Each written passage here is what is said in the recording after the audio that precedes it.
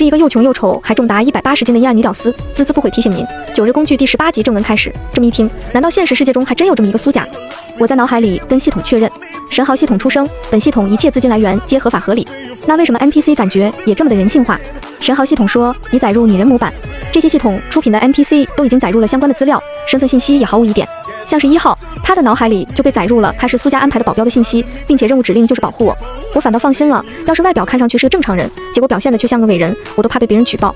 所以他不是真人，最多算是一个机器人。我逐渐放得开了，我开始问1号，你都会一些什么？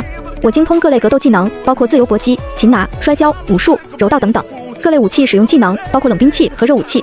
医疗急救技能能进行基本的医疗护理工作，在您受伤时能进行简单的急救处理。驾驶技能各类车型、机型以及船舶等在各国都有驾驶证书。语言技能掌握了包括中文在内的世界各民族通用语言。我好半天没缓过神来，自己这是抽到了一个什么 SSR， 这就是一个能打会奶还能开飞机的全球翻译机呀！幸好他只是一个 NPC， 不然我能自卑死。此刻看向1号的眼神十分火热，我发誓自己对谁都没有这么动心过。当初抽奖的时候就是简简单单的一句保镖兼司机的介绍，我万万没想到自己居然抽到了这妖牛比的角色。先不说如果在现实生活中有这么个人，自己得花多少钱才能雇佣得到，光是他能掌握全世界各民族的通用语言这一点就已经很惊人了。就连语言学家研究了这么久，都还在吵吵嚷嚷，不能确定世界上到底有几千种语言，而系统直接把这些语言资料灌输到了1号的头脑中，这完全就是一台人形电脑。再加上他其他的技能，就算是世界上脑域开发度最高的人也不能做到这一点吧。太炫酷了，我眼睛亮晶晶的。自己得到系统后，消费水平大大提升，以后的财富累计也会达到惊人的地步，肯定会引起不少人的注意。要是系统没给我这么一个 SSR， 我自己都要去找保镖了。我现在只感觉自己的心稳稳的，从来没这么安心过。可能人就是这么贪心的动物。我忍不住可惜，如果这些技能都能给自己该多好，谁厉害都没有自己厉害好啊。光靠这些技能，我都能成为世界武力值最强的首富吧。不过就算这些技能能够抽奖得到，按系统的尿性估计也是一次一次的抽，说不准3000种语言的技能就是3000次。我脑子里又动了个歪脑筋，如果我把1号派出去，神号系统试试出生，1号指令为贴身保护宿主，所有技能仅为宿主个人服务，就知道没有这么好钻系统的空子。我悻悻笑了笑。1号将我一直送到了家里，我还在头疼该如何解决他的食宿问题。把一个男性安排进来总感觉怪怪的。神号系统 NPC 食宿问题由系统负责。就见1号已经转身进了电梯准备离开，我好奇问你住哪儿？就住在您的楼下，这套房子刚好出租中。这栋楼除了我500平的楼王以外，其余的都是301平的户型。我有点小小的酸了，一个人独享300平，系统家的员工待遇还挺好的，不过不用我出钱就好，住得这么近更有安全感。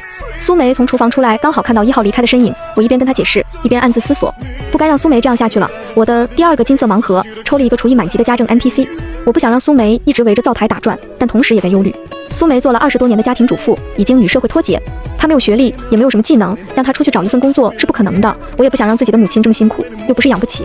但人终究是社会动物，需要体现自我价值，需要得到别人的认同认可。就这么想着想着，直到吃完了饭，苏梅有些扭捏的递过来一个小玩偶，随手做的，你看着还可以的话就拿着吧。这些天苏梅也就是做饭，家里面卫生都被扫地机器人给包了，平时实在是无聊得很，闲得心慌。想起我之前说她毛衣和娃娃做得好，苏梅去买了一点布料、棉花、毛线、毛毡，还有工具，做了这么个娃娃出来。我现在的生活水平大不一样了，她有些怕女儿嫌弃，犹豫了很久才拿出来。这是一只20厘米左右的小兔子，跟我小时候有的那只长相很是相似，都是萌萌的撅着嘴巴，不太开心的表情。我不太懂事的时候闹着要养兔子，被林剑桥大骂了一通。苏梅就琢磨着做出来了这么一只作为替代品。兔子戴着蕾丝花边的帽子，侧边还有双层的棉布蝴蝶结，身子上穿着层层叠叠的公主裙，脸蛋还打了一点我给她买的腮红，十分的可爱。我的大学室友顾敏家里就有一点小钱，经常买这样的玩偶，说是从国外的艺术家手里买的，工期等了大半年，加上运费要好几千块。要我说，他买的那些玩偶还没有自己手上这只兔子精致呢。想到这里，我心里就有了一个想法，并将之对苏梅全盘托出。真的吗？我这样的手艺也能卖钱？苏梅极不自信。真的，我室友就爱买这种，好几千呢，我觉得做的没你的好。我拍着胸脯保证。说干就干，我现在的行动力也强起来了。先是拍板决定了名字，就叫委屈兔吧，简单好记又形象鲜明。马上就给苏梅注册了一个小绿书账号，里面的大数据推流非常精准，女性用户又占绝大多数，经营的好的话，绝对能源源不断的来客。手把手教苏梅发了一个帖子，带上原创手作玩偶等话题，将精心打光拍摄的几张兔子照片PO上去，点击发送。趁着苏梅把碗放洗碗机的时间，我悄悄买了最贵的推流套餐，给谁投资不是投资。虽然我对苏梅的审美和手艺十分有信心，但是能走的捷径为什么不走呢？我也不奢望苏梅能赚很多钱，我只希望她能找到自己的事业，能找到自己的价值。这时我的电话突然响起，你好，袋鼠外卖，你有一束花，有点大机器人放不下，那我这边交给物业管家您看可以吗？我确认了手机号码和地址都正确后，有些好奇到底是谁送的。从管家手里接过这束花，发现确实不小，应该是99朵淡紫色的曼塔，每一朵花心都喷了深紫色的渐变，是最近比较火的乌梅子酱花束。用了好几种黑色的包材，层层叠叠，我抱在怀里都看不见人了。包材上还有几朵分布匀称的黑紫双层丝缎蝴蝶结，很酷洛米，很甜酷的风格。一张手写的卡片，姐姐，感觉这束花很适合你。我几乎马上就猜出了是谁送的。今天顾启明没在学校里堵我还以为他老实了，没想到在这儿等着呢。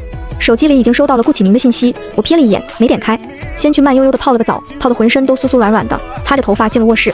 这时候才去看顾启明发的信息，姐姐喜欢吗？昨天我没说话，顾启明已经默认我答应了，所以要他的兄弟团建言献策后，今天迫不及待的就送了一束花。见我不回，显然十分忐忑，又不敢太烦我，每隔半小时就发一张哭泣小狗的表情包。我道还行，其实我挺喜欢的，这是我第一次收到花，应该没有谁会不喜欢这样美丽的东西吧？那就好，姐姐现在在干嘛呢？我回复刚洗完澡，躺着。其实我现在就在洗澡，担心姐姐什么时候回了信息，我没看到，就带着手机进来了。顾启明很有心机的表功，我没感觉出来，我只捕捉到了关键词，搓搓手，开始实施自己的变态计划。我发到现在开视频，对面一串省略号，我又发到这就受不了了。看对面一直显示的正在输入中，我得意一笑，一上来就搞这么大的，就不信下不到这种清纯男大。结果下一秒，星辰向您发起视频通话，这回轮到我开始受不了了，怎么办？接还是不接？不接显得好像自己怕了一样，真女人怎么能在这时候怂？我牙一咬，眼一闭，手指略有些哆嗦的按通了绿色的接通按钮，画面有一瞬间的卡顿，入目黑乎乎的，似乎被什么遮挡了。我见状又开始翘起尾巴，耍我？怎么敢发过来？不敢让我看啊？学姐，你等等。顾启明的声音在浴室里显得更加清亮。没过几秒钟，画面就翻转了，他把摄像头调成了前置，镜头因为水雾而有些模糊，只看得到顾启明的脸和锁骨。应该是刚洗完头，头发湿漉漉的，这种贴头皮的发型要是普男真的会丑爆。但顾启明头型优秀，又是发量王者，打湿了之后只显得整个人都更加可口了。他的皮肤因为热气的蒸腾而越发显得白里透红，狗狗眼似乎也被水汽侵袭，水润润的。也许是因为不好意思，他低垂着长睫，不太敢与屏幕里的我对视。一个高大俊朗的少年做出一副如此无辜的姿态，这谁看谁不迷糊啊？我有一瞬间都看呆了，回神后清了清嗓子，就给我看这个。那我给你发什么视频？没诚意我就挂了呀。顾启明似乎被吓住了，语气急促的挽留。顾启明感觉耳根和脸烫到发疼，强忍着羞耻感调整镜头。嘴强王者我又开始怂，想打退堂鼓了。好不对劲，怎么感觉像在奖励他？我郁闷地关掉了自己这边的摄像头，但我又不愿意这时候中途放弃，此时也确实有点心猿意马。心里想着，反正隔着镜头呢，咱怕什么？不狠点，怎么吓唬他？怎么拿捏他？顾启明才刚手忙脚乱地擦完镜头，就发现了我关掉了我那边的摄像头，开始惴惴不安，胡思乱想。第二天，警局那边终于传来了消息。我坐着1号开的劳斯莱斯赶到的时候，顾启明和任安母子都已经来了。赵某在审讯中坚称他是与林小姐有私人恩怨，我都顾不上应对桌子下顾启明偷偷摸摸牵手的小动作了，连忙辩解，不可能，我从来没有见过他，怎么可能会跟他有私人恩怨？警官也安抚，我们查到他的儿子身患重病，前不久他的账户里有一笔30万的汇款，汇款账户来自国外，所以他的口供确实不太可信。林小姐可以回忆一下，是否有其他与你有矛盾纠纷的人，特别是有境外关系的？我瞪大眼睛，这买凶杀人，我从小到大遵纪守法，待人诚恳友善啊，这都是我美化之后的说法了。我之前简直是个怂包，怎么可能会去得罪人？思索片刻后，我有些匪夷所思。不过我倒确实是与我父亲以及他那边的亲戚有过一些矛盾，难道这样他们就要买凶杀人？30万，林剑桥他乡下的那一家子亲戚是绝对没有这个钱的，有也不会舍得拿来做这个用处。难道是 H 市的二叔那一家子？我越想越有理，恨不得现在打个飞机过去揍人，不排除有这样的可能。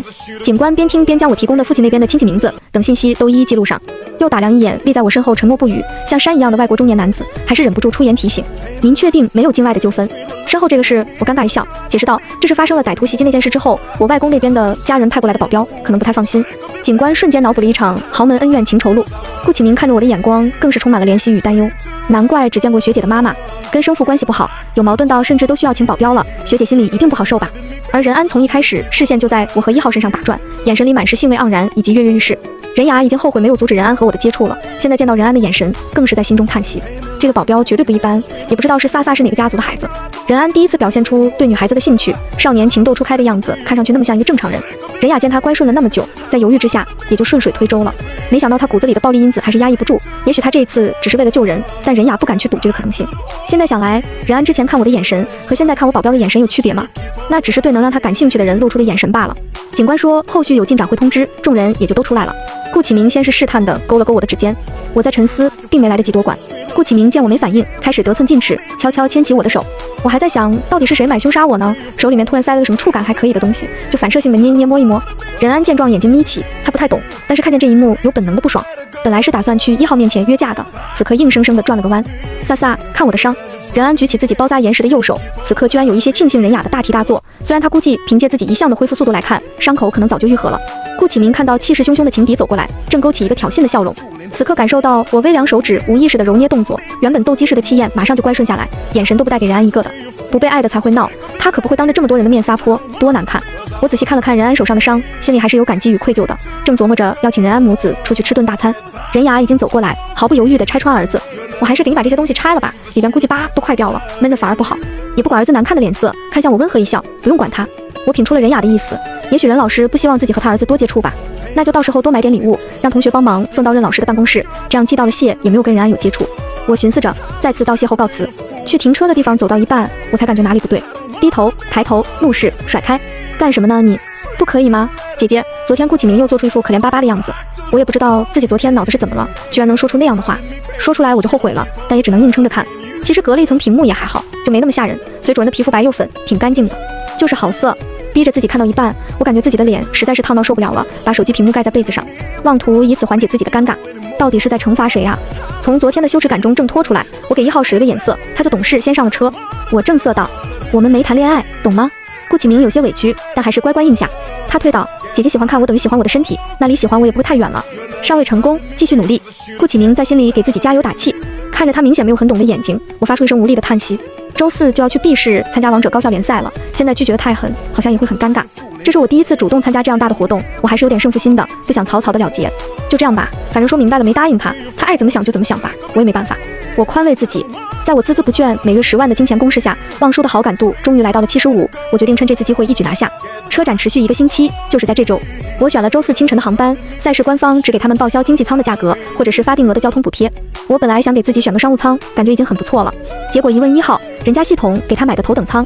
其实这还算委屈了，1号以前执行任务一般都是私人飞机出行，于是我转头默默订了个头等舱。我再次在脑海里加深自己是一个有钱人的印象，订的是清晨的票，我觉得睡饱觉比去贵宾休息室吃吃喝喝更重要，只能遗憾错过第一次坐头等舱的完整体验。办完手续赶到登机口的时候，已经排了不少人，我观察2秒去了专属的通道。头等舱和商务舱是可以提前登机的，这条通道现在已经没有人在排队了。检票员看到我手里的红色登机牌，马上给我优先检了票。旁边大排长队的经济舱旅客开始抱怨，搞什么这样子插队？有其他旅客劝阻，人家这是头等舱，花了钱应该的。其实抱怨的男子也不是不清楚，他只是看我是一个女孩子，就忍不住说上2句，还另外找了一个攻击的理由。人家其他头等舱的早就已经先我们排队检票进去了，就他现在才来，耽误我们的时间。检票员连忙开口解释，先生，头等舱的旅客是享有全时间段的优先权的。这时1号也走上前，壮硕的身子往男子面前一立，不满的话，你现在升个舱吧。这么大个外国壮汉站在面前，男子瞬间不敢吱声了。欺软怕硬又一岁是小茶壶的宿命，而我早已经检完票进去了。我发现自己现在对这些人的挑衅都能够做到无动于衷了。好奇打量了一圈周边的环境，位置大了点，东西全了点，服务好了点，我感觉头等舱好像也就那样。不过听说国际航班的头等舱会比国内航班的要高级得多，我满怀期待，等到放长假了，是不是能来个环球旅行？下了飞机，望舒就打来了电话，飒飒，到了吗？对呀，我都已经拿到行李了。你怎么掐得这么准？我乐了，不对，你怎么知道我是这一趟？你跟我说中午之前就会到 S 市过来，大概是3个多小时。我看了今天这个时间点，从 S 市出发最符合的也就这一趟了。望舒不愧是靠声音吃饭的，嗓音格外清润，吐字又清晰，听他说话确实是种享受。这趟航班没有晚点，再加上几分钟手机开机和取行李的时间，感觉应该也就是这个时候了，看来没有算错。望舒笑着回答，其实他是特意选的这个时间点打电话，这么快就下飞机拿到行李了，估计不是头等舱就是商务舱吧。望舒也很讨厌自己这一点，但是他忍不住就是会去算，会通过这些细节去评估别人。我惊了问道，你到哪了？你到机场来接我了吗？对呀，我之前是直接约了他在一家很贵的餐厅吃饭，然后打算再顺便邀请他去看车展，不然特意去带他去，显得我很装，这种不经意的装杯肯定效果好一点。虽然我确实就是为了装，但还是想要装的有逼格一点。我现在终于有些理解，为什么日本的富婆愿意花几亿日币去捧一个长得不怎么好看的牛郎了，能提供情绪价值，真的是绝杀。我不由感叹，自己这10万块钱花的可真舒心，工作态度挺端正，关键是声音好听，还长得好。见了面，望舒只感觉也就2、3个多月没见，我怎么好像更漂亮了？我也没提行李，只拿了一个非常小的爱马仕粉色鳄鱼皮开里，带上配货，没个大几10万下不来。望舒又忍不住开始算了。最近 B 市天气有转凉，我穿了件miu miu家的小开衫加吊带，随着我的动作，偶尔会露出一截洁白的腰身。还配了一条浅色的紧身微喇牛仔裤，把腿的纤长完完全全的显露了出来，但并不干瘦，骨肉匀称，有一种恰到好处的肉感。这一身真是又辣又有着女大特有的清纯。望叔抱着一束花，笑着迎上来，送你的飒飒，好久不见。我大大方方接过，最近收花的频率可真高。望叔有些疑惑，你的行李呢？我视线朝望叔身后看去，笑道，来了。一辆白色的宾利天越在他们身边缓缓停下，身材高大的外国中年男子下车后整理了自己的西装，为我拉开了车门。望叔心脏扑通扑通的跳，这台车落地价至少是400-500万。神豪系统，望叔目前好感度76，真是一如既往简单粗暴的增加好感度方式。我在决定要攻略望叔后，就开启了系统对他好感度的实时播报。我回头笑着邀请，正好快饭点了，咱们一起过去餐厅吧。等我上车后，1号也为他拉开了车门。望叔面上还是镇定自若的，上车后忍不住发问，这一位是？之前出了点意外，我家里派过来的保镖。我上次在警局用了这个理由之后，觉得甚是好用，决定以后跟系统相关的都拿苏家来解释。神豪系统，望叔目前好感度77。望叔开始揣测，思绪发散，都需要用到这种看上去就很高级的保镖了，我家里到底是干什么的？得有钱到什么地步？飒飒在 B 市这里也有资产吗？明知道不停的发问会显得自己很贪婪很愚蠢，但望叔就是忍不住寻根问底。我看他这副样子倒也不讨厌，毕竟他们一开始的关系就并不单纯，反而觉得望叔有一点像一只探出鼻尖的小狐狸，贪婪的嗅着猎人设置的陷阱中甜蜜的气息。我老实回答，你是说这辆车吧？没有啊，我只是想着也要待上3-4天，出行怪不方便的，所以租了辆车。神豪系统，望叔目前好感度76。说降就降，真的好现实。忍不住向身旁的望叔看去，他面上毫无异样，察觉到我的目光，还有些羞涩的回望他。我脸上是有什么东西吗？你小子可真会装。我皮笑肉不笑回答，没有啊，要不是人都在车上了，自己也饿了，我连饭都不想请他吃了。今天打算去吃的这一家，我啥也没管，就搜索了人均消费最高的餐厅，谁让望叔就吃这一套呢？这是一家评了米其林的高端日料店，全屋是原木日式装修，装饰有浮世绘的风格。说是日料，其实主厨是西班牙人，融入了不少西班牙的元素，算是西餐与日料的融合菜。我订了个包间，望叔在看到1号自然而然地进了隔壁包间后，眼神十分复杂，就连保镖的待遇都这么好吗？我早已经习惯了1号作为系统亲儿子的待遇。这家店是认，就是说不能自己点单，由主厨决定菜单，每一道菜在接待之前都不知道吃的是什么，相当于是开盲盒了。一开始先是店员端上了餐具，让客人自己选择喜欢的图案和风格，接下来就开始一道一道的上菜，日料讲究季节适配度，食材和配菜都是当季最新鲜的，摆盘也十分的精致。其中一道还单手握上点缀着7-8朵不同的小花，就连我这种不太爱拍照的都忍不住让手机先吃了。望叔就更不用说了，他甚至带了一部微单，一道菜能拍至少4-5张。一顿饭吃下来花了1W，在没有帅哥陪着吃饭，不能动用每日3万的系统资金之后，我很久没有踏足过这么奢侈的餐厅了。因为都是十分新鲜的高级食材，所以味道还是相当不错的。这种外国老开的餐厅好看是好看，通病就是分量太少。我庆幸自己选的是最贵的套餐，不然显得小气都是其次，要是2个人都吃不饱就尴尬了。服务员捧着 POS 机进来时，其实挺犹豫，不知道该给谁。按道理是要给男士，但又是这位林小姐预定的。幸好我十分理解打工人，已经将卡拿了出来，微微抬手示意。这种店服务费都要另外收15%，能进来当服务员的人自然也不一般，个个都是能当细花祭草的那种。服务员小哥看了一眼我随手放在桌子上的爱马仕，自然已经差不多知道了这2人之间的身份关系。偷偷打量坐在对面的年轻男子，心里酸酸的，忍不住做对比，感觉自己也差不了多少啊。